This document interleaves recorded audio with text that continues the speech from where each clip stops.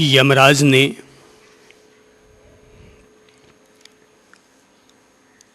आत्मज्ञान की जिज्ञासा लेकर के उपस्थित हुए नचिकेता को अनेक प्रकार के प्रलोभन देने का प्रयत्न किया, लेकिन नचिकेता किसी भी प्रकार के प्रलोभन में आने की बजाय महात्मन यमराज से यही अनुरोध करते हैं कि मैं तो आपकी सेवा में केवल आत्मज्ञान की मुमुक्षा लिए हुए ही उपस्थित हुआ हूं।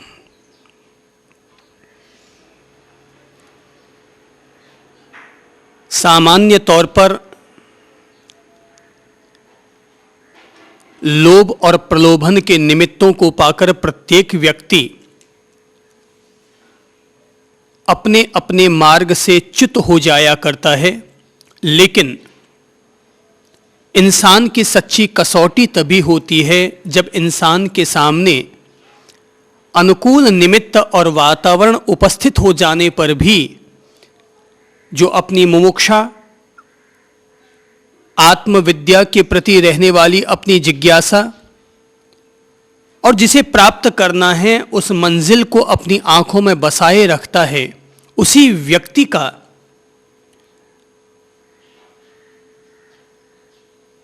यह भाव सफल होता है कि मैं तो केवल आत्मज्ञान का ही उपासक हूं, पिपासु हूं। अनुकूल और प्रतिकूल निमित्त ही इंसान को प्रभावित करते हैं। अनुकूलताओं को पाकर इंसान फिसल जाया करता है और प्रतिकूलताओं को पाकर इंसान खिन्न हो जाया करता है। ये प्राणी मात्र की प्रकृति है।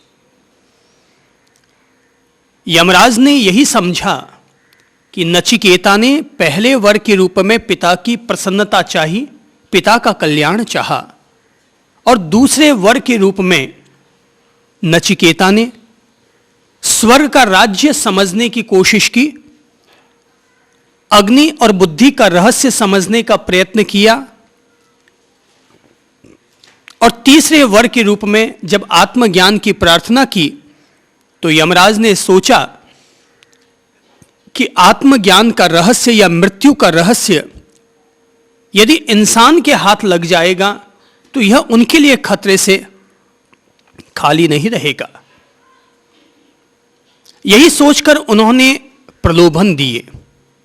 ताज्जुब की बात है कि जब नचिकेता ने स्वर्ग के राज्य के बारे में पूछा तो किसी भी प्रकार के प्रलोभन की चर्चा नहीं आई।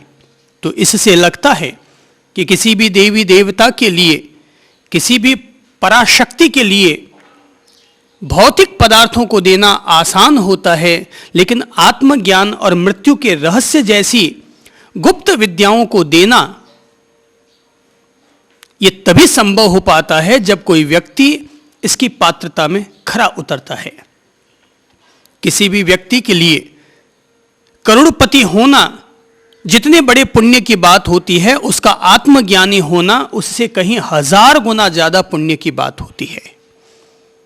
अर्थात दुनिया की नजरों में किसी एक व्यक्ति के लिए अंबानी बनना कठिन होता होगा, लेकिन दैवीय शक्तियों को अगर हम मूल्य दें तो लगता है कि किसी भी व्यक्ति के लिए अंबानी बनना फिर भी आसान हो सकता है, लेकिन एक आत्मयोगी, एक आत्मवान, एक चैत्य पुरुष का सृजन होना, किसी भी व्यक्ति का एक आत्मयोगी होना, आत्मज्ञानी हो जाना, ये एक करोड़पति बनने से भी, अरबपति बनने से भी, अधिसंपन्न बनने से भी ज्यादा मूल्यवान है।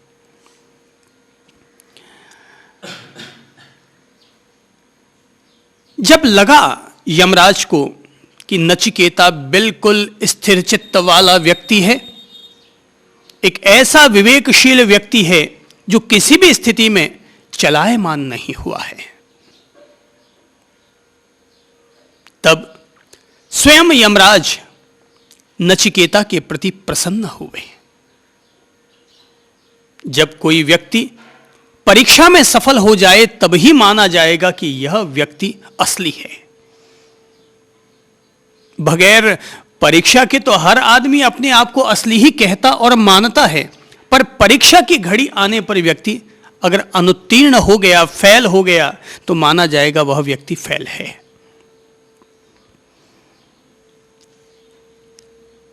नचिकेता किसी भी प्रकार के प्रलोभन और भय से त्रस्त नहीं हुए, ग्रस्त नहीं हुए, तो यमराज को यह विश्वास हो गया कि यह व्यक्ति वह पात्र है जिसे कि अगर मैं मृत्यु का रहस्य भी बताऊं, आत्मज्ञान का रहस्य अगर मैं इसे समझाता हूं, तो यह इसके लिए उपयोगी रहेगा। तब यमराज ने अपनी ओर से नचिकेता की प्रशंसा में कुछ खास शब्द कहे। यमराज के शब्दों को हम लेते हैं। श्रेय और है तथा प्रिय और है। ये दोनों विभिन्न प्रयोजन वाले होते हुए ही पुरुष को बांधते हैं। इन दोनों में से श्रेय का ग्रहण करने वाले का शुभ होता है और जो प्रिय का ग्रहण करता है वह पुरुषार्थ से पतित हो जाता है। श्रेय और प्रिय ये दोनों ही मनुष्य के सामने आते हैं। बुद्धिमान मनुष्य इन दोनों के स्वरूप पर विचार करके उनको पृथक पृथक समझ लेता है। विवेकी पुरुष प्रिय के सामने श्रेय का ही वर्ण करता है, किंतु मूढ़ लोग लौकिक योगक्षेम की इच्छा से प्रिय को अपनाते हैं। यमराज ने कहा, हे नचिकेता, तुमने प्रिय लगने वाले और अत्यंत सुंदर रूप वाले समस्त भोगों को भली भांति सोच समझकर छोड़ दिया। इस संपत्ति रूप श्रृंखला अर्थात बेड़ी को नहीं प्राप्त हुए जिसमें बहुत से मनुष्य फंस जाते हैं।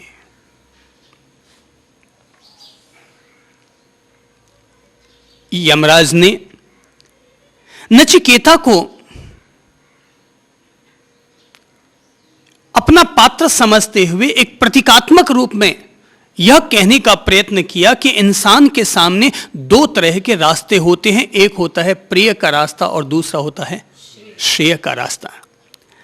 प्रिय वह मार्ग कहलाता है जो इंसान को प्रिय लगे, वह मार्ग प्रिय मार्ग है। और जो इंसान के लिए कल्याणकारी हो, आध्यात्मिक उत्थान देने वाला हो, वह मार्ग श्रेयकारी मार्ग लगता है। श्रेय यानी श्रेष्ठ, श्रेय यानी कल्याण से जुड़ा हुआ मार्ग और प्रिय यानी प्रियता से जुड़ा हुआ मार्ग। तो इंसान के सामने दो तरह के मार्ग होते हैं, एक प्रिय मार्ग और एक श्रेष्ठ मार्ग श्रेय मार्ग। कल्याण पथ एक होता है संसार पथ।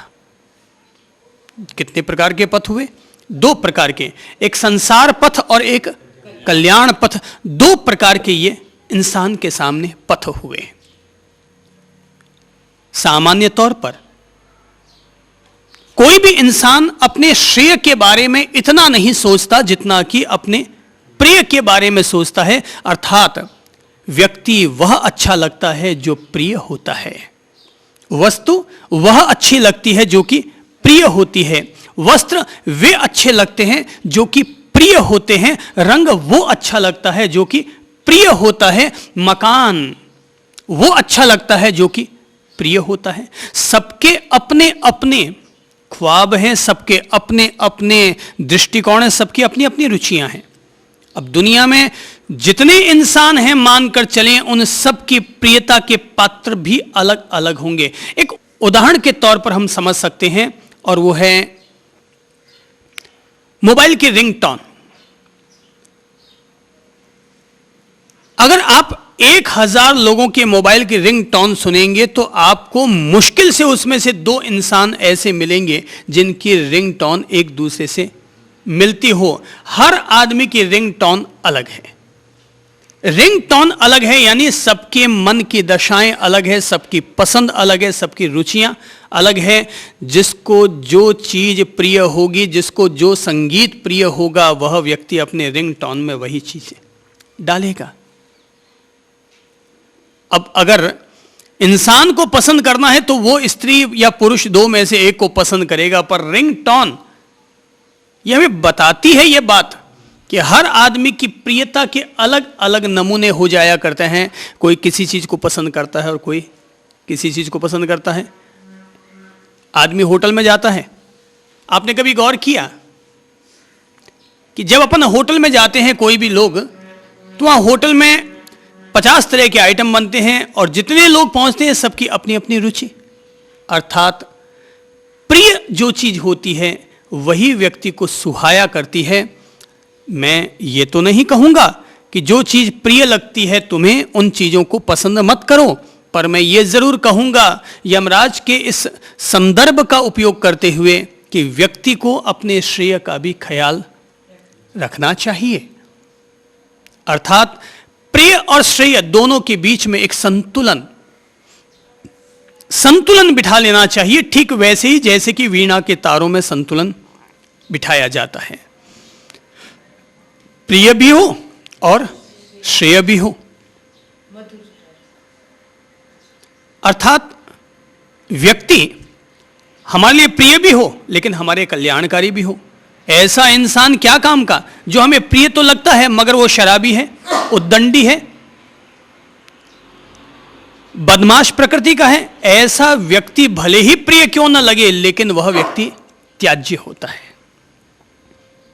दिखने में तो हम कहेंगे वो हमें प्रिय लगता है, पर अगर हम श्रेय का भी ध्यान रखेंगे तो दुनिया में कोई भी व्यक्ति गलत संगत में नहीं जाएगा।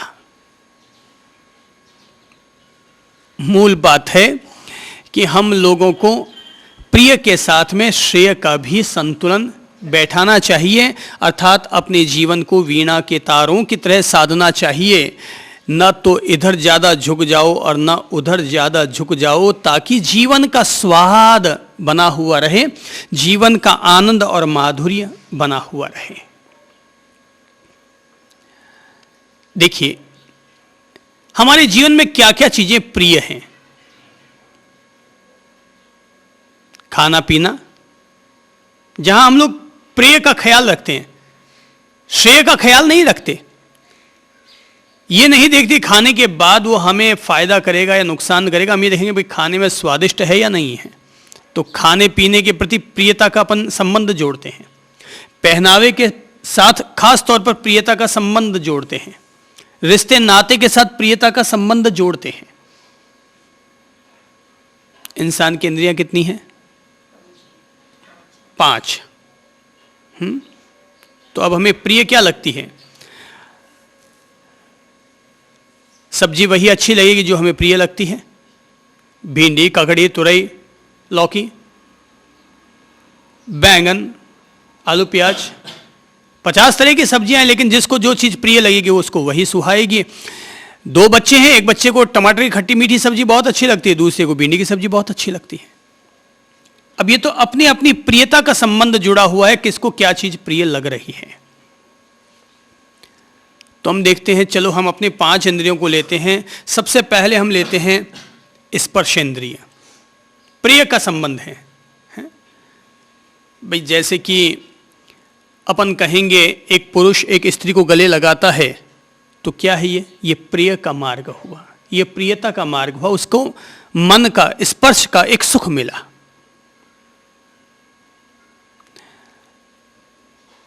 बाकी तो अगर हम वैराग्यों की भाषा को सुनना पसंद करें तो भर्तृहरि जैसे लोग तो अपने वैराग्य शतक में कहते हैं कि लोग पता नहीं किस तरह के प्रिय के मार्ग पर जा रहे हैं। वो तो इस तरह की उपमाएं देते हैं कि एक पुरुष जो कि स्त्री के पीछे पागल बना हुआ रहता है, बोले कि लोग कैसी कैसी उपमाएं दे देते हैं कि मांस के लोथड़ों को हम लोग स्वर्ण कलश की संज्ञा दे बैठते हैं, अथवा जो लोग मुंह से एक दूसरे का चुंबन लेते हैं तो भर्तृहरि तो कहते हैं कि मुंह में रहने वाला थूक, लोग हम एक दूसरे को चुम्बन लेते समय वो मुंह का थूक और लार ही हम एक दूसरे को देते हैं, लेकिन लोग उसको भी कहते हैं जैसे हम चंद्रमा को स्पर्श कर रहे हैं। अब ये अलग अलग तरह की उपमाएं इस तरह से दी जाती हैं। वैरागियों की भाषा अलग होती है और संसारियों की भाषा अलग होती है।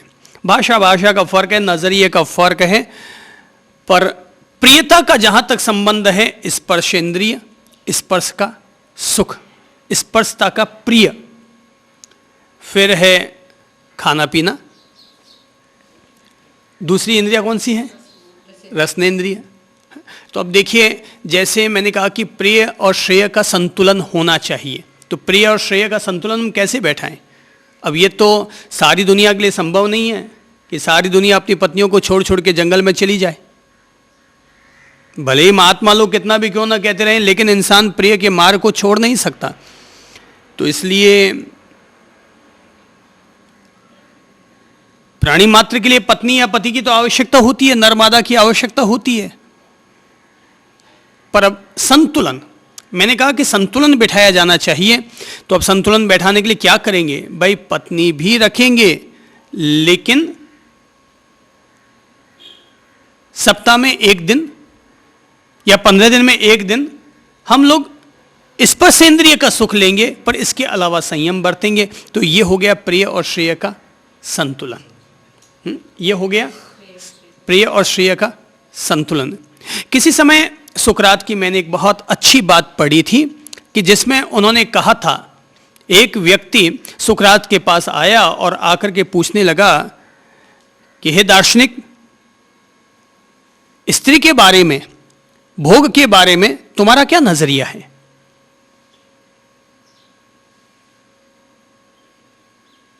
आपके हिसाब से जीवन में कितनी बार इंसान को भोग करना चाहिए? सुकरात ने सोचा और कहा, एक दफा काफी है, एक दफा काफी है। यह कौन सा मार्ग हुआ? श्रेय का मार्ग, कि एक दफा काफी है। बोले साहब इसमें मन तृप्त ना हो तो क्या किया जाए? तो बोले साल में एक दफा काफी है, अभी भी श्रेय के मार्ग की सुरक्षा है। बोले साहब एक साल में मन तृप्त ना हो तो क्या करें? तो बोले महीने में एक दफा। बोले महीने में एक दफा में भी मन तृप्त ना हो तो बोले 15 दिन में एक दफा। बोले साहब 15 दिन में ना हो तृप्त तो क्या किया जाए? बोले तब फिर सुनो, मेरी बातें इंसानों के लिए हैं, जानवर भेड़ियों के लिए नहीं है। अगर फिर भी तुम्हें लगता है कि रोजाना ही तुम्हें उपभोग करना है, तो फिर तो तुम अपने सिर पर कफन बांध लो और फिर जो चाहे सो करते रहो। अर्थात मैं तो केवल इस बात को इसलिए कह रहा हूं कि इंसान के जीवन में प्रिय और श्रेय दोनों के बीच में एक संतुलन रखा जाना चाहिए। अर्थात ऐसा भी मैं कोई दुराग्रह नहीं करना चाहूंगा कि जिसमें इंसान अपनी ओर से दाम्पत्य जीवन न जिए।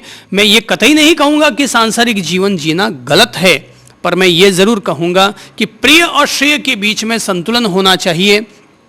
अर्थात शादी कर ली इसका मतलब यह नहीं हुआ कि अब तुम पूरी तरह उन्मुक्त हो गए।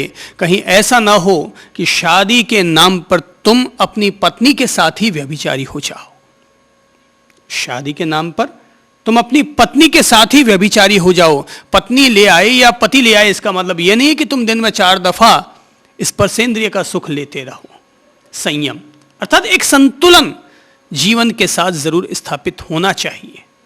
फिर अपन लेते हैं जिह्वा इंद्रिय। जिह्वा इंद्रिय के 2 उपयोग किया करते हैं अपन लोग। नंबर 1 बोलने में और खाने पीने में। तो अब ये संतुलन कैसे होगा प्रिय और श्रेय में? तो मैं कहूंगा कि बोलो, पर रोजाना 2 घंटे मौन भी रखने की आदत डालो, क्योंकि बोलना संसार का मार्ग है और मौन रहना कल्याण का मार्ग है। बोलना संसार का मार्ग है और मौन रहना अध्यात्म का मार्ग है। तो बोले, वाणी का उपयोग करें। अपन संसार में आए हैं, वाणी का उपयोग करें, पर अपने आध्यात्मिक कल्याण को साथ में रखते हुए कि रोजाना 2 घंटा मौन रखेंगे। रोजाना 2 घंटा मौन रख पाना मुमकिन नहीं हो पा रहा है, कोई बात नहीं। महीने में 1 दिन ऐसा निकालेंगे जब हम 24 घंटे अपने आध्यात्मिक कल्याण का बोध रखेंगे और 24 घंटे का मौन रखेंगे। अब ये तो व्यक्ति जिस तरह से भी अपने आप को संतुलन बैठाना चाहे वो बैठा सकता है। दूसरा, खान पीन, दिन भर खाते पीते मत रहो। संतुलन कैसे होगा? प्रिय तो क्या है? खाना खाए कि तभी एक रसगुल्ला आ गया, प्रिय लग रहा है, हाँ खा लेते हैं। तभी किसी ने कहा कि पापड़ और आ गया, बोले अच्छा ठीक है ये भी खा लेते हैं, थोड़ा चल जाएगा, थोड़ा टेस्ट जाएगा, बदल जाएगा। खाना खा के उठते हैं, तभी कोई कहता है कि साहब पान की चूरी खा लीजिए, बोले अच्छा ठीक है ये भी थोड़ी चल जाएगी। तभी कोई एक इलायची दे देता है, बोले ये भी सुहा जाएगी, ये भी खा लेते हैं। तो प्रिय का मार्ग तो ये बताता है कि जो भी तुम्हें प्रिय लगती है, जो जो चीज़ें आती चली जाएंगी तुम खाते चले जाओगे। और श्रेय का मार्ग क्या समझाएगा? एक समय खाना खा लिया, अब मैटर फिनिश, जो खाना था खा लिया। श्रेय का मार्ग हमें समझाता है दिन में एक दफ़ा खाओ या 2 दफ़ा खाओ, इससे ज़्यादा दिन भर अपने आप को जानवर की तरह चरते और चराते मत रहो। ये है संतुलन। अथवा महीने में एक दफ़ा उपवास कर लो। अगर लगता है कि आपको दिन भर कचरा पचरा खाना पड़ता है, बाजार में खाना पड़ता है, तो मैं कहूँगा कि सप्ताह में एक दिन उपवास कर लो। केवल उस एक दिन फलाहार ले लो, नींबू का रस या फलों का रस ले लो, ताकि आपके शरीर की शुद्धि भी हो जाए। तो ये इस तरह से हम लोग अपने जिह्वा इंद्रिय पर एक संतुलन बिठा सकते हैं, प्रियता का भी और श्रेयता का भी। और थोड़ा अगर लगता है बार बार चित्त हमारा प्रभावित हो जाता है प्रिय और अप्रिय, राग और द्वेष मूलक वस्तुओं को देखकर, तो कई तरीके होते हैं अपने आप पर संयम करने के। कि जैसे अपन भोजन कर रहे हैं तो नियम रखेंगे मैं 10 प्रकार के भोज्य पदार्थों का एक दिन में उपयोग करूंगा, इससे ज्यादा नहीं करूंगा। ये हो गया आहार संयम। अथवा सोमवार को जब मैं खाना खाऊंगा, सप्ताह में एक दिन कोई भी, वे सोमवार को जब मैं खाना खाऊंगा तो उस दिन मेरी थाली में जितना भी भोजन आएगा उनमें से सबसे ज्यादा प्रिय जो मुझे सब्जी होगी उसको मैं निकाल दूंगा, जो सबसे ज्यादा प्रिय होगी। ये क्या हो गया? हमने प्रिय पर श्रेय का अंकुश लगाने का प्रयत्न किया। ऐसे ही नाक है तो खुशबू सबको अच्छी लगती है। अगरबत्ती क्यों जलाते हैं लोग? खुशबू के लिए तो जलाते हैं कि कमरे में वातावरण सुगंधिमय हो जाए, इसलिए खुशबू जलाते, अगरबत्ती जलाते हैं खुशबू के लिए। इत्र क्यों लगाते हैं? गुलाब के फूलों की माला क्यों पहनते और पहनाते हैं? एक मन को सुकून मिलता है, खुशबू लेने से इंसान के मन को सुकून मिलता है। तो अब प्रिय और श्रेय का संतुलन ऐसे होगा कि हमारे सामने अगर खुशबू आ गई तब भी, और कहीं से गुजर रहे हैं और दुर्गंधित वातावरण पड़ा है तब भी, हम दोनों में ही सहजता से गुजर जाएंगे, नाक भौं नहीं सिकोड़ेंगे। ये हो गया एक संयम, एक अंकुश। ऐसे ही आंखें हैं तो जहां तक होगा अपनी आंखों पर संयम रखेंगे, मर्यादा रखेंगे, इधर उधर ताक झांक नहीं करेंगे। अगर हमें लगता है कि किसी के कोई अंग को देखकर हमारा चित्त उद्वेलित हो जाता है तो हम उस अंग पर अपना ध्यान कम से कम ले जाने का प्रयत्न करेंगे, ताकि हमारा चित्त बार बार दुष्प्रभावित न हो। भगवान बुद्ध ने एक साधना पद्धति दी थी जिसका नाम है विपश्यना चंक्रमण। अर्थात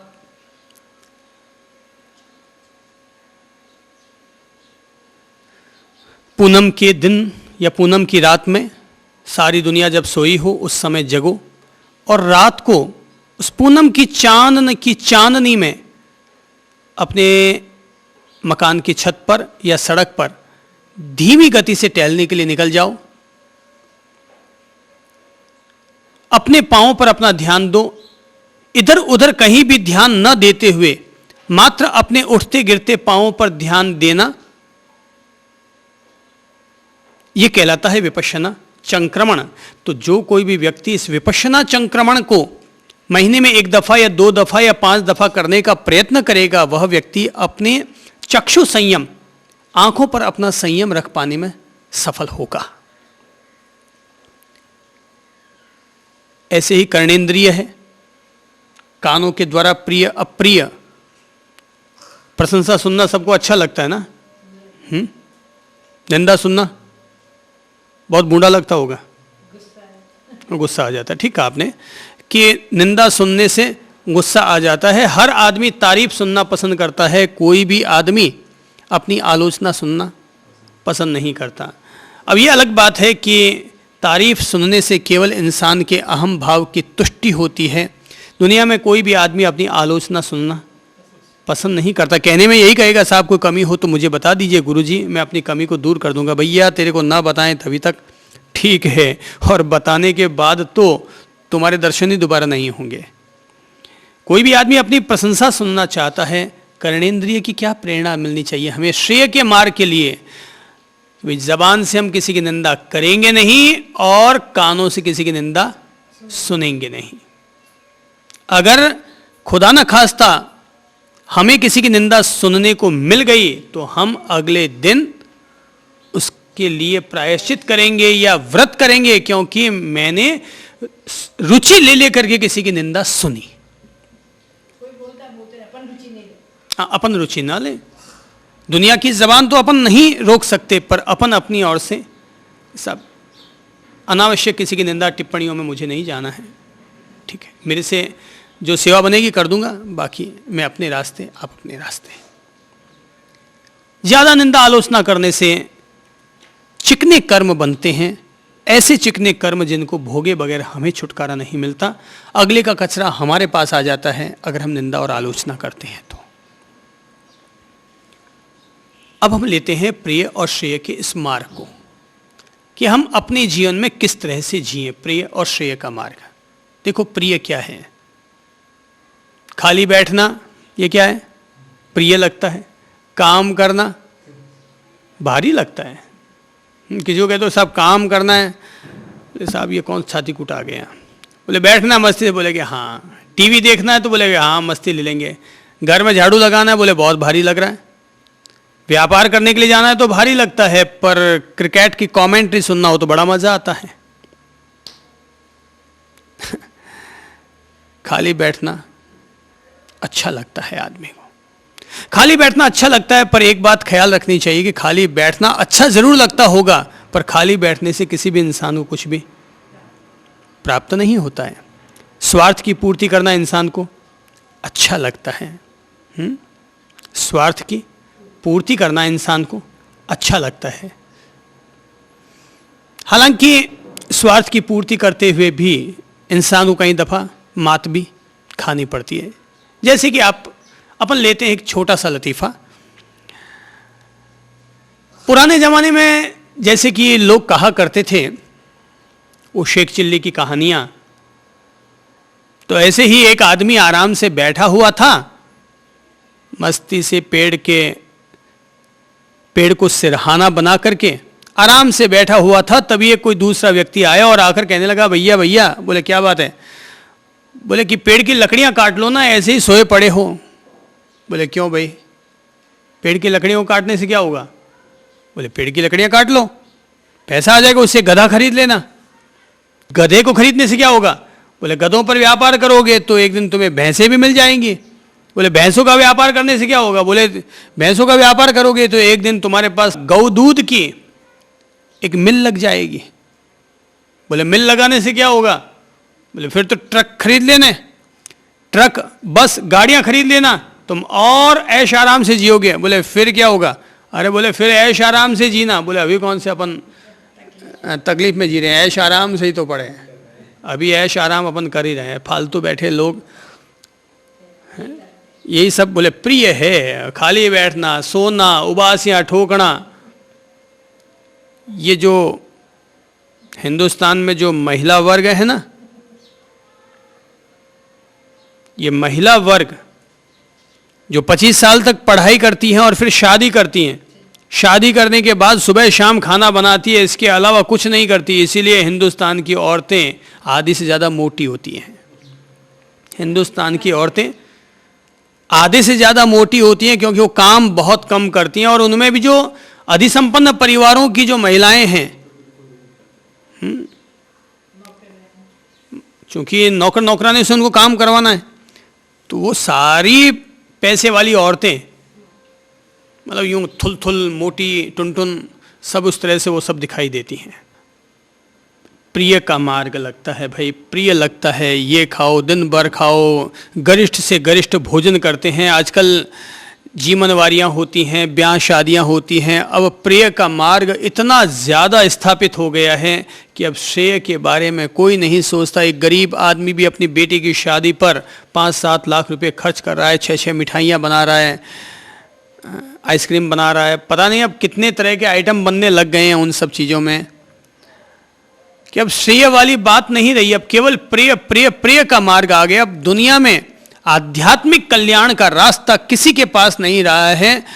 संत महंत धार्मिक कहलाने वाली सारी परंपराएं अब केवल सबकी जिंदगी ऐश आराम की हो गई।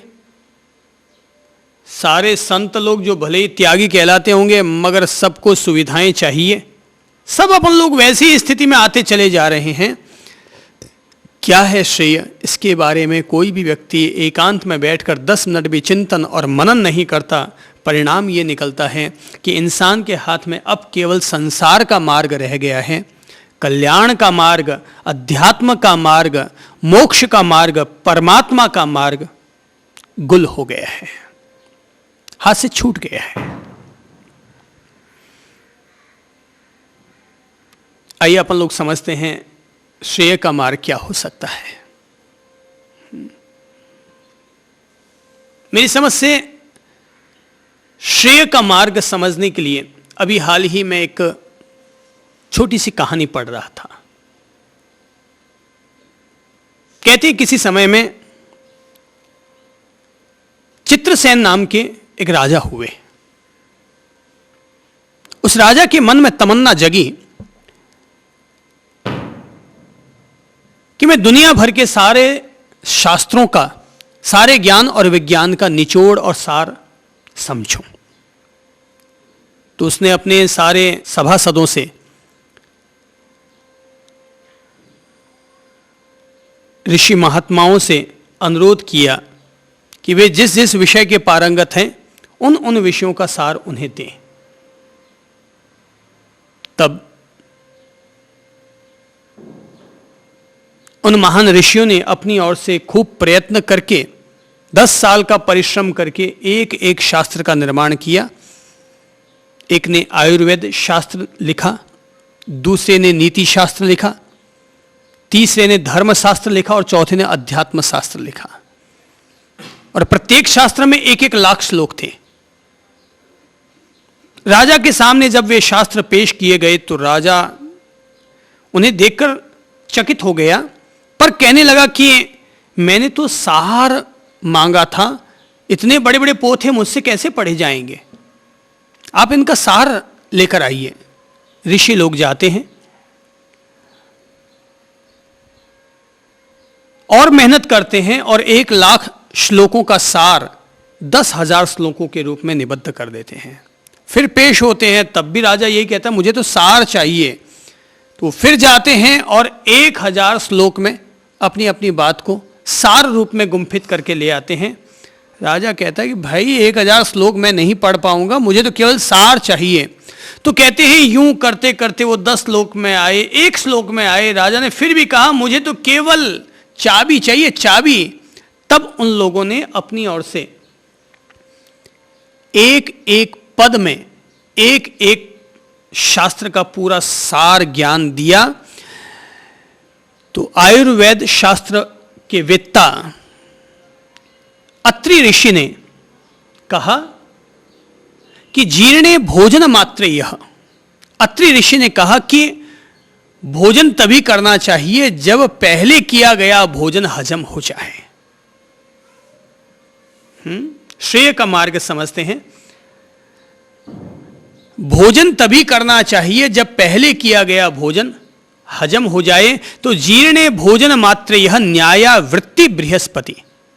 और बृहस्पति ऋषि ने जिन्होंने कि नीति शास्त्र लिखा था, उनकी नीति शास्त्र का सार तब ये निकला कि न्यायः वृत्ति बृहस्पति, अपनी प्रत्येक वृत्ति और प्रवृत्ति को न्यायपूर्वक संपादित करना चाहिए।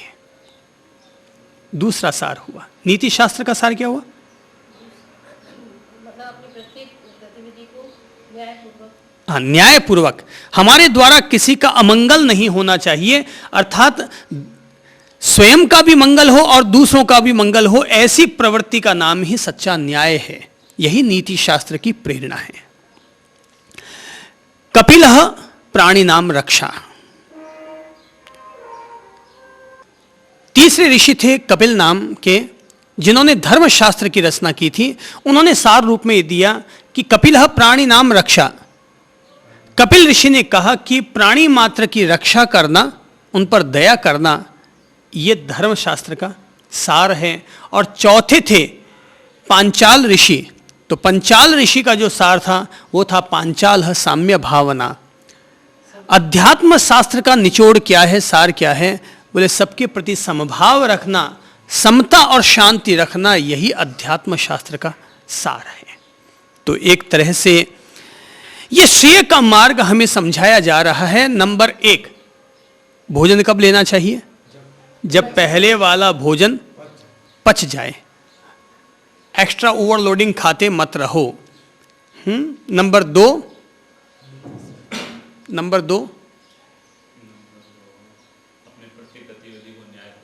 अपनी प्रत्येक गतिविधि को न्यायपूर्वक संपादित करो। नंबर 3, प्राणी मात्र के प्रति दया भाव, रक्षा करने का भाव रखो, यही अहिंसा है। और चौथा है सबके प्रति समभाव रखो। ये एक प्रकार से ये चौथा चरण हो गया। हम लोग समझते हैं कि हमारे लिए श्रेय का मार्ग क्या हो सकता है। यमराज ने प्रिय और श्रेय की बात क्यों उठाई? क्योंकि यमराज ने अपनी ओर से प्रलोभन दिया था कि तुम्हें चाहिए तो मैं तुम्हें अकूत धन दे दूं, अकूत खजाना दे दूं, देवलोक की अप्सराएं और देवांगनाएं तुम्हें समर्पित कर दूं, पर कृपा करके तुम आत्मज्ञान और मृत्यु के रहस्य के बारे में मुझसे सवाल मत करो। पर जब देखा कि नचिकेता तो हर हाल में अपने द्वारा मांगे गए वर पर अडिग है, तब यमराज को यह बात कहनी पड़ी कि धन्य है नचिकेता तुम्हें, कि जिसके सामने मैंने इतने बड़े बड़े प्रलोभन के रास्ते खोल डाले थे, मगर फिर भी तुम किसी भी प्रकार से लोभ में नहीं आए, मोह में नहीं आए, प्रलोभन के चंगुल में ना आए। मैं मानता हूं तुम सचमुच आत्मविद्या के अभिलाषी हो, आत्मविद्या प्राप्त करने के सत्पात्र हो, क्योंकि तुमने प्रिय के मार्ग का चयन करने के बजाय श्रेय के मार्ग का ही चयन किया, अर्थात आत्मज्ञान के मार्ग का चयन किया, न कि भौतिक संसार का। क्योंकि जब मैंने कह दिया कि मैं तुम्हें 3 लोकों का राजा बना सकता हूं, पर तुमने इसे भी इनकार कर दिया, स्वीकार न किया, और आत्मज्ञान प्राप्त करने के लिए ही तुम अपने आप को तत्पर किए रहे। तो निश्चित तौर पर इसके लिए मैं तुम्हारा अभिनंदन करता हूं। तुम स्वागत योग्य हो। तुम्हारी भावना, तुम्हारी पात्रता, तुम्हारी मुमुक्षा अभिनंदन के काबिल है। नचिकेता की वो प्रशंसा कर रहे हैं, त्याग की प्रशंसा कर रहे हैं। शायद अगर यमराज के सामने महावीर जी और महादेव जी प्रकट होकर आते, और अगर महादेव जी उनसे कहते कि मांगो यमराज, मैं तुम्हें तुम्हारे जितना चाहिए उतना धन, रमणियां, लोक तुम्हें प्रदान कर देता हूं, तो शायद स्वयं यमराज भी उस प्रलोभन के चक्कर में आ जाते। पर नचिकेता नहीं आया। ये जो अनुकूल निमित्त मिलने के बावजूद इंसान का अपने साधना भाव में, अपने आत्मज्ञान के भाव में स्थिर रहना, इसी का नाम है सच्ची मुमुक्षा। इसी का नाम है सच्ची मुमुक्षा। मेरी समझ से यमराज की बातों को जितना मैंने समझा, देखा, और नचिकेता ने उसके जो जवाब दिए, उसके आधार पर लगता है कि नचिकेता ने तब वहां पर अपने आप को जिस रूप में प्रकट किया, उससे पहला तो श्रेय का मार्ग ये स्पष्ट होता है कि नचिकेता ने अपने आप को अनासक्त पुरुष के रूप में स्थापित किया। अर्थात किसी भी प्रकार की मोहाशक्ति में उलझने की बजाय अपने आप को कमल की पंखुड़ियों की तरह समस्त प्रकार के प्रलोभन से मुक्त रखा। तो इसलिए आत्मज्ञान के रास्ते पर यदि कोई पहला जरूरी बिंदु है तो वो है अनासक्ति। इंसान को संसार में रहते हुए भी ऐसे ही जीना चाहिए जैसे कि कमल की पंखुड़ियां निर्लिप्त रहा करती है। हमारी अंतरात्मा में अनासक्ति होनी चाहिए।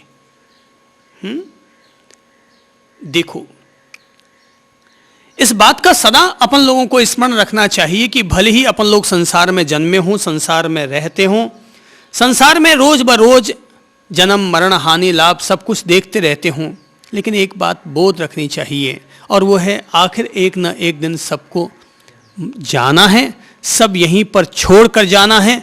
तो ऐसी स्थिति में किसी के प्रति भी आसक्त रहने की बजाय अपन सब लोग यहाँ पर बच्चों की तरह खेल खेल रहे हैं, आमोद प्रमोद कर रहे हैं, हंस खिल रहे हैं, फूल खिला रहे हैं, फूलों का आनंद ले रहे हैं, एक दूसरे से प्रेम और मोहब्बत कर रहे हैं, पर किसी में भी उलझ नहीं रहे हैं, मोहासक्त नहीं हो रहे हैं, मूर्छा में नहीं गिर रहे हैं।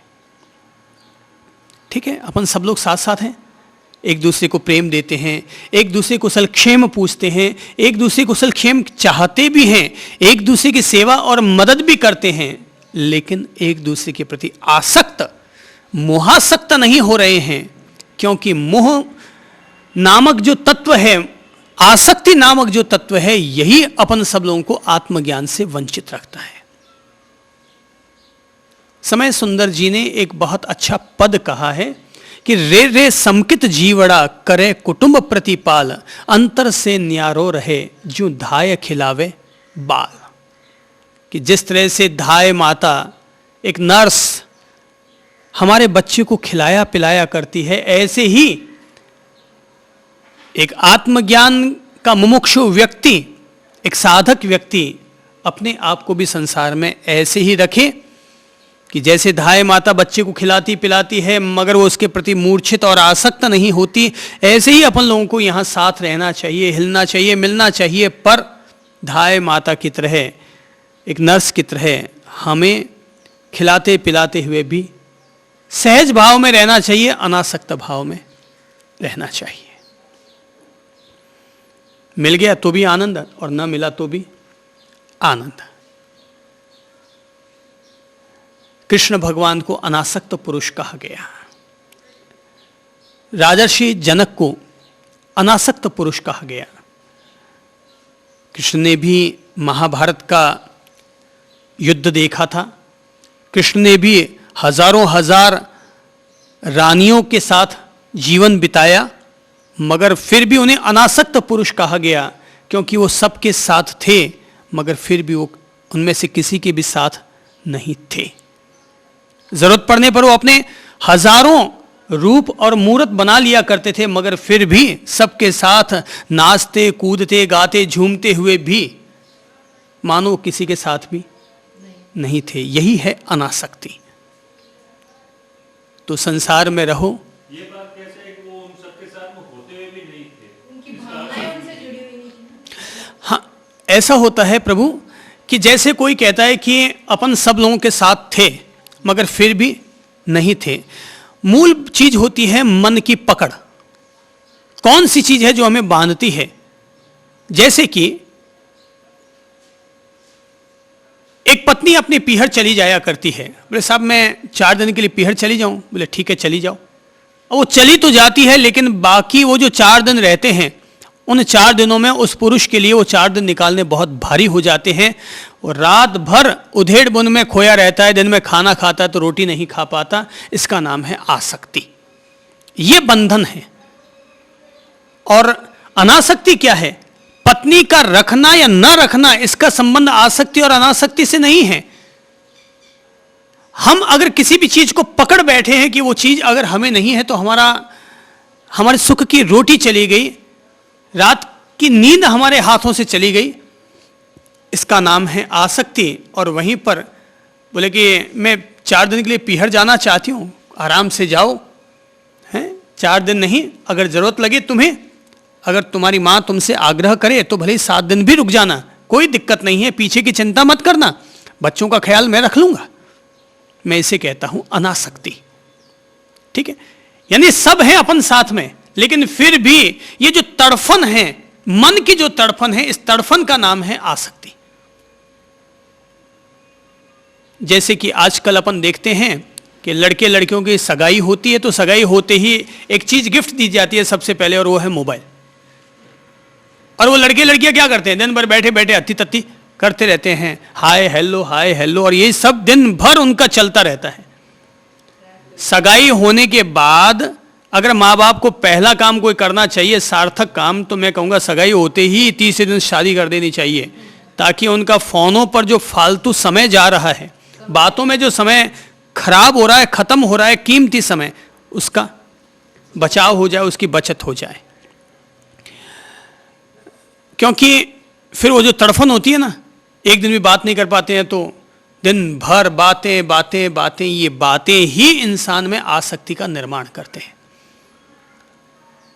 शादी हो गया आगे, अब बातें किससे करोगे, हो गए कर लो, 2-4 दिन बातें कर लो। इसलिए आजकल लोग हनीमून करने के लिए भेज देते हैं, वो भाई जाओ तुम, तुम्हारे हिसाब से जीवा के आ जाओ, एक बार तुम्हारी तमन्ना एक बार पूरी करके आ जाओ, भड़ास सारी निकुल के आ जाओ, जो तुम्हें करना है कर करा के आ जाओ। इसका उद्देश्य यही है कि एक बार इंसान हल्का हो जाए। मैं कहूँगा संसार में रहना बुरा नहीं है, पर संसार के प्रति मूर्छित और आसक्त हो जाना बुरा है। कृष्ण भगवान सबके साथ रहे, राधा उनके लिए पागल हुई, पर कृष्ण राधा के लिए पागल नहीं हुए।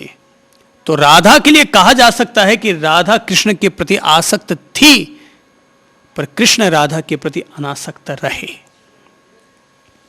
प्रेम अलग चीज है और राग अलग चीज है। प्रेम अनासक्ति के द्वार से पैदा होता है, पर राग आसक्ति के दलदल में से जन्म लेता है। प्रेम कल्याण का पथ है। प्रेम एक के प्रति ही नहीं होता, प्रेम सबके प्रति होता है, कि जो भी उसके सामने है सबको अपना प्रेम का पात्र बनाता है। लेकिन आसक्ति और मोह वो केवल एक को ही देखता है, इसके अलावा उसको और किसी से कोई प्रयोजन ही नहीं होता। मैं मानता हूं अपन सब लोगों को संसार में रहते हुए भी ऐसे ही जीना चाहिए कि जैसे कि कोई कमल का फूल जल से निर्लिप्त रहा करता है। अर्थात ये सब स्थितियां कब बनेंगी, जब हमारे दिल में, हमारी आंखों में हमारी मुक्ति, हमारा मोक्ष, हमारी आत्मविद्या या आत्मज्ञान का जब लक्ष्य होगा, तो हम अनायास ही अपने आप धीरे धीरे अनासक्त होते चले जाएंगे। वरना तो भाई प्रिय का मार्ग तो यही है कि पत्नी अच्छी लगती है, बच्चे अच्छे लगते हैं, भले ही पत्नी काली है तो भी अच्छी लगती है, भले वो 4 गालियां सुनाती है तो भी अच्छी लगती है। प्रिय का मार्ग है ही ऐसा, प्रिय का मार्ग है ही ऐसा। कहते हैं सुकरात के पत्नी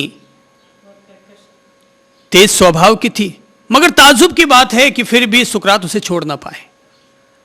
श्रेय के मार्ग के पथिक थे, मगर फिर भी प्रिय के मार्ग को छोड़ ना पाए। तब उन्होंने अपने हिसाब से संतुलन बिठा लिया कि मेरे जीवन में प्रिय भी रहे और श्रेय भी रहे। तो पहला मैं समझता हूं मार्ग अनासक्ति का, क्योंकि उनको प्रलोभन दिए गए नचिकेता को, मगर फिर भी वो किसी भी प्रलोभन से आकर्षित नहीं हुए। दूसरा मार्ग समझ में आ रहा है नचिकेता के इस त्याग के पथ को समझकर, और वो है आत्मज्ञान के रास्ते पर चलने के लिए जरूरी है, और वो है अपरिग्रह। अपरिग्रह अर्थात अपने भीतर संग्रह बुद्धि न रखना। विश्वजित नाम का यज्ञ जो आयोजन हुआ था, उसका उद्देश्य ही यही था कि व्यक्ति के पास जितना भी श्रेष्ठ परिग्रह है वह ब्राह्मणों को दान में दे दे। कहते हैं कि विश्वजित यज्ञ जो भी व्यक्ति संपादित कर लेता है उसको इतने पुण्य अर्जित हो जाते हैं, उसे ऐसी विशिष्ट शक्ति उपलब्ध हो जाती है कि फिर उसे किसी चीज को प्राप्त करने के लिए प्रयत्न नहीं करना पड़ता, अपने आप ही वो चीजें उसे प्राप्त हो जाया करती हैं। पर तभी जब इंसान अपने संपूर्ण श्रेष्ठ परिग्रह का त्याग करने को तैयार हो जाए। मैंने पुरानी कहानियों में पढ़ा है कि एक थे राजा जिनका नाम था रघु। कहते हैं कि रघु ने भी ऋषि उद्दालक की तरह ही विश्वजित यज्ञ का आयोजन किया था, और न केवल यज्ञ किया था वरन उन्होंने अपनी संपूर्ण संपत्ति का, संपूर्ण राज्य तक का उन्होंने दान दे डाला। कहते वो बिल्कुल फकीर चंद हो गए। तभी उनके पास एक कौत्स नाम का ब्राह्मण पहुंचता है और आकर कहता है, हे राजन, मैं अपने गुरु को दक्षिणा देने के लिए, गुरु दक्षिणा देने के भाव से आपकी सेवा में आया ताकि मैं अपने गुरु को गुरु दक्षिणा दे सकूं। राजा के पास आया हूं ताकि राजा से धन मांगूं और वो धन ले जाकर अपने गुरु को गुरु दक्षिणा के रूप में दूं। क्योंकि जब मैंने अपना अध्ययन पूर्ण होने पर अपने गुरु से अनुरोध किया कि गुरुदेव आप ही बताइए कि मैं आपको गुरु दक्षिणा के रूप में क्या दूं, तो उन्होंने मुझसे कहा कि मुझे 14 करोड़ सोनैये दो। मैं सुनकर दंग रह गया, पर मैंने आपकी यशोगाथा सुनी थी और मैंने ये भी सुना कि आपने विश्वजित नाम का यज्ञ आयोजित किया है और आप मुंह मांगा उसमें दान दे रहे हैं, तो मैं इसी भाव से आपकी सेवा में उपस्थित हुआ, पर मेरे पहुंचने में विलंब हो गया। तब तक आप जितना आपके पास था आप सब कुछ अपना दान दे चुके हैं, इसलिए अब आपसे कुछ भी मांगना व्यर्थ है। कहते हैं राजा रघु ये सुनकर थोड़े से विचार मग्न होते हैं और कहते हैं, भाई तुम इतनी दूर से चलकर आए हो और गुरु दक्षिणा देने के भाव से तुम आए हो कि मैं राजा रघु से कुछ ना कुछ मांगूंगा, तो मैं तुम्हें खाली हाथ तो नहीं जाने दूंगा। ये बात सही है कि इस समय मेरे पास देने के लिए कुछ भी नहीं है, तो तुम एक काम करो, तुम 2 दिन मेरी यज्ञशाला में ही ठहर जाओ। तो बोले कि ठहरने से क्या होगा? बोले भाई तुम ठहरो, मैं कोई ना कोई प्रबंध करता हूं।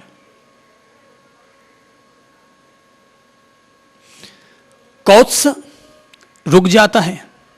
अगले दिन राजा रघु विचार करता है कि आखिर मैं इस कौत्स को गुरु दक्षिणा किस तरह से दूं। तब वो निर्णय करते हैं कि वो कुबेर पर आक्रमण करेंगे और कुबेर पर विजय प्राप्त करके इतना धन अर्जित करेंगे जिससे कि इस ब्राह्मण को 14 करोड़ सोनैये दिए जा सकें। अगले दिन घोषणा हो गई कि कुबेर पर आक्रमण होगा। कहते हैं कि जिस व्यक्ति के द्वारा विश्वजित यज्ञ आयोजित कर लिया जाता है, उस व्यक्ति के सामने कितना भी प्रबल शत्रु क्यों ना आ जाए, वह व्यक्ति निश्चित तौर पर परास्त होगा। तो कुबेर को जैसे ही पता चलता है, उसे एहसास हो जाता है कि भले ही मेरे पास कितनी भी संपत्ति क्यों ना हो, शक्ति क्यों ना हो, पर इस यज्ञ के कारण मैं इस व्यक्ति को परास्त नहीं कर सकता।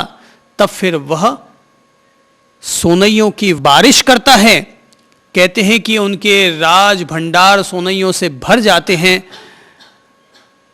राजा उन्हें गिनवाता है और कौत्स से कहता है, तुम्हें 14 करोड़ सोनैये चाहिए थे, तुम अपने 14 करोड़ सोनैये ले जाओ, सारा धन ही ले जाओ। वो कहते मुझे 14 करोड़ चाहिए, गुरु ने इतनी दक्षिणा मांगी है, वो 14 करोड़ ले जाता है। बोले बाकी और बच गया धन, क्या करें? बोले ये धन पर मैं तो अधिकार नहीं कर सकता, क्योंकि मैंने तो अपने संपूर्ण श्रेष्ठ का दान कर डाला है। कहते हैं कि तब वह धन और भी जरूरतमंद लोगों को दे दिया जाता है। ब्राह्मण वहां से जाता है और जाने से पहले राजा रघु को आशीर्वाद देकर जाता है कि तुम निश्चित तौर पर परीक्षा में सफल हुए, क्योंकि मैं ये 14 करोड़ सोनैया लेने के लिए नहीं आया, गुरु ने मेरी परीक्षा लेनी चाहिए और मैंने, हे राजन, तुम्हारी परीक्षा लेनी चाहिए। मैं भी सफल हुआ और आप भी सफल हुए। ये ब्राह्मण आपको आशीर्वाद देकर जाता है कि आपने अब तक यश तो खूब कमाया पर आपके संतान नहीं हुई। ये ब्राह्मण अपने समस्त पुण्य कर्म आपको समर्पित करता है और उसके बदले में आपकी एक संतान हो। और तब राजा रघु के अज नामक एक संतान की, यशस्वी संतान की प्राप्ति होती है। ये क्या है? अपरिग्रह।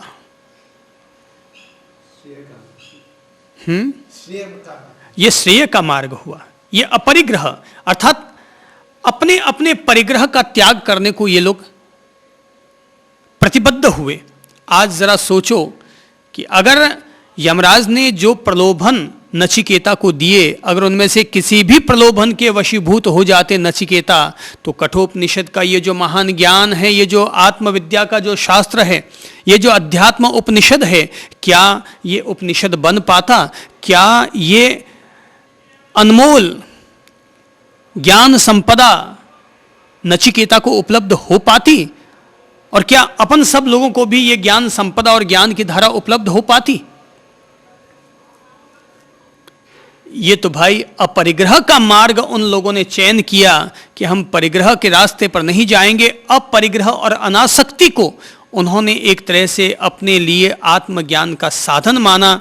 न प्रलोभन में आए, न तो वे प्रलोभन में आए और न किसी तरह के मूर्छा मोह या आसक्ति में वे लोग उलझे। तो परिणाम ये निकला कि आखिर यमराज को ये बात स्वीकार करनी पड़ी कि हे नचिकेता, मैंने तुम्हारे सामने प्रिय मार्ग बहुतेरे तरीके से स्थापित करने का प्रयत्न किया, मैंने तुम्हें खूब प्रलोभन दिए, पर तुम बिल्कुल पक्का निकला। तेरे जैसे विद्यार्थी को पाकर ये यमराज भी अति प्रसन्न हुआ है। और अब ये यमराज तुम्हें आत्मज्ञान का रहस्य समझाने का प्रयत्न करेगा। न केवल प्रयत्न करेगा, वरन अपने अनुभवों के आधार पर तुम्हें भी उन्हीं अनुभवों से लाभान्वित भी करेगा, क्योंकि मैंने समझ लिया है तुम सही तौर पर श्रेय मार्ग के पथिक हो, तुम्हें अपना कल्याण चाहिए। एक पुरानी कहानी लेते हैं अपन।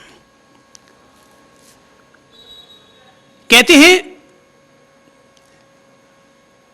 जैन धर्म में इस कहानी का उपयोग हुआ है। खास तौर पर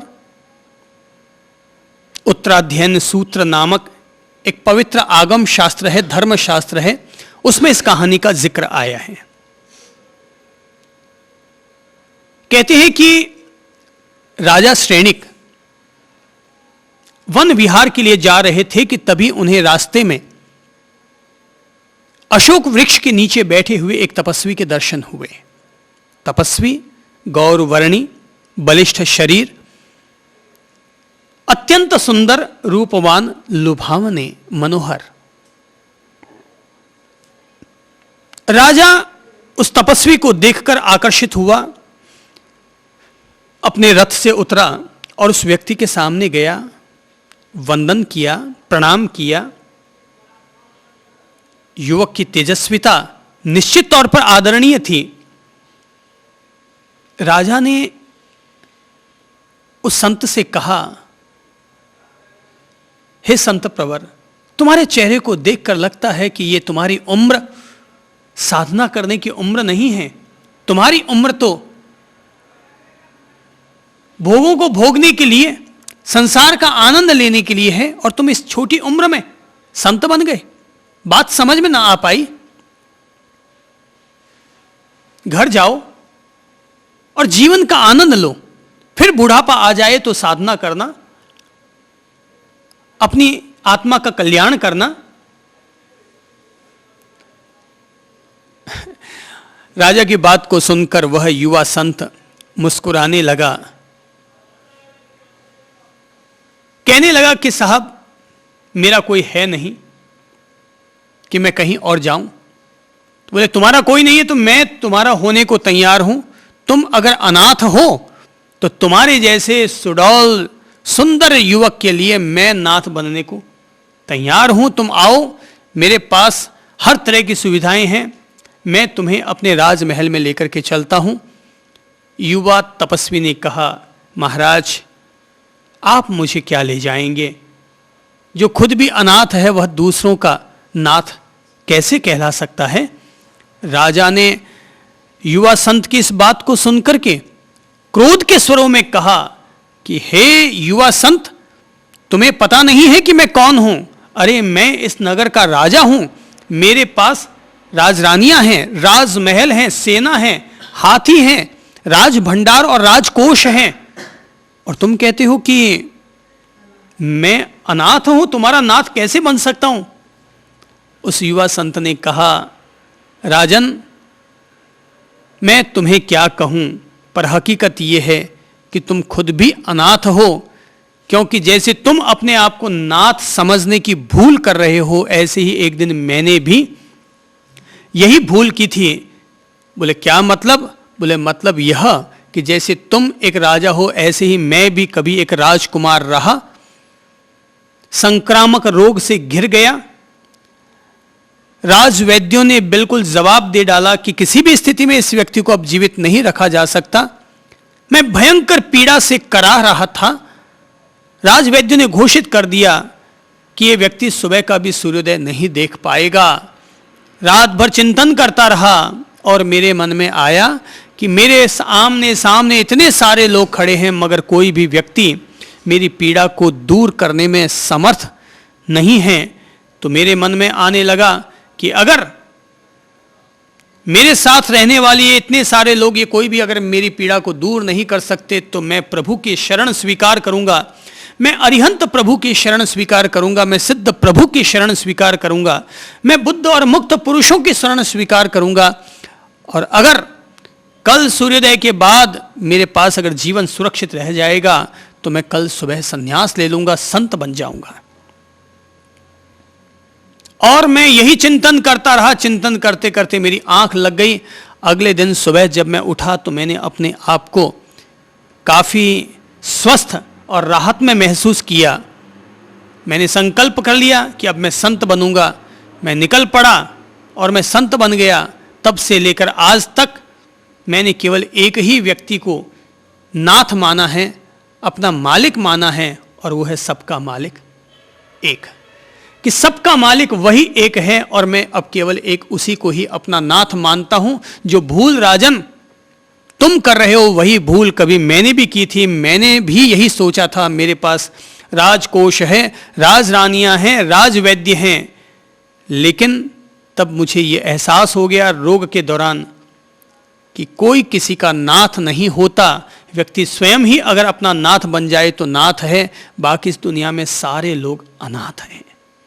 इस सारी दुनिया में अनाथ हैं। दुनिया में दो ही तो तत्व हैं, एक है गरीब और दूसरा है गरीब नवाज। अपन या तो वो है गरीब नवाज जो सारे गरीबों की मदद करने वाला है, या फिर अपन सब गरीब हैं। यहाँ सब गरीब हैं। अकबर भी गरीब है और मैं भी और आप भी यहाँ पर गरीब हैं, क्योंकि अकबर को भी, सम्राट अकबर को भी सुबह नमाज अदा करते वक्त तो उस खुदा के सामने, उस गरीब नवाज के सामने, उस भगवान के सामने हाथ जोड़ करके प्रार्थना करनी ही पड़ती थी कि हे खुदा मुझ पर रहम कर, हे खुदा मुझ पर रहम कर।